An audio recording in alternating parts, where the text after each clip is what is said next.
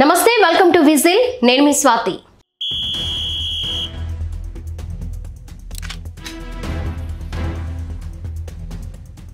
సామాజిక మాధ్యమాల్లో కొంతమంది రెచ్చిపోతున్నారు. స్నేహం పేరుతో పరిచయమై ఆ తరువాత రాక్షస రూపాన్ని బయటపెడుతుంటే గుర్తు తెలియని వారి వికృత చేష్టలు, వ్యాఖ్యలు అంతులేని క్షోభ మిగులుస్తున్నాయి. బహిరంగ ప్రదేశాలు, బస్టాండ్లు, మార్కెట్లలో అనుమతి లేకుండా తీస్తున్న ఫోటోలు, వీడియోలు సోషల్ మీడియాలో ప్రత్యక్షమవుతున్నాయి. వీటి గురించి బాధితులు తెలుసుకునే లోపే అవి వైరల్ గా మారుతున్నాయి.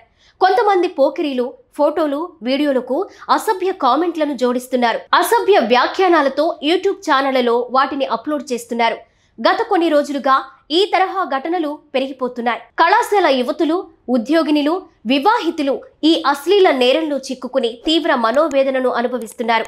కొంతమంది ఈ విషయాన్ని తమ కుటుంబ సభ్యులకు చెప్పలేక పోలీసులకు ఫిర్యాదు చేస్తే పరువు పోతుందనే భయంతో నరకయాతన అనుభవిస్తున్నారు. కొంతమంది బాధితులు ధైర్యం చేసి షీ టీమ్స్, సైబర్ క్రైమ్ పోలీసులకు ఫిర్యాదు చేస్తున్నారు.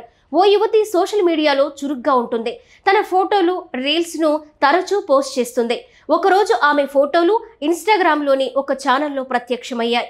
ఆ ఫోటోకు అసభ్య వ్యాఖ్యలు జోడించి గుర్తు తెలియని వ్యక్తులు పోస్ట్ చేశారు. ఆ అకౌంట్ నిండా చాలా మంది మహిళల ఫోటోలున్నాయి. అవి ఇతర ఖాతాలకు ట్యాగ్ అయ్యాయి. డిగ్రీ యువతితో స్నేహాన్ని పెంచుకున్న ఒక యువకుడు ఆమెకు దగ్గరయ్యాడు. ఆమె ఫోటోలను తీసుకున్నాడు. ఇద్దరి మధ్య దూరం పెరిగాక ఆ ఫోటోలతో వేధించాడు. వాటిని అసభ్యంగా మార్చి వైరల్ చేశాడు. ఈ తరహా కేసుల్లో నిందితులు, బాధితులకు తెలిసిన వారే ఎక్కువ శాతం ఉంటున్నారు.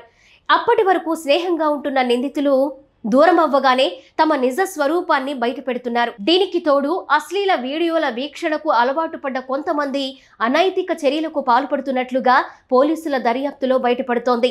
కొందరు సోషల్ మీడియా అకౌంట్లను నిర్వహిస్తూ వాటిలో అనుమతి లేకుండా తీసిన ఫోటోలు పోస్ట్ చేస్తున్నట్లు వెల్లడైంది. ధైర్యంగా ఫిర్యాదు చేయాలి. బహిరంగ ప్రదేశాలు, ఆఫీసుల్లో ఉన్నప్పుడు అనుమతి లేకుండా ఎవరైనా ఫోటోలు కానీ వీడియోలు కానీ తీస్తే ఎట్టి పరిస్థితుల్లోనూ ఉపేక్షించొద్దు.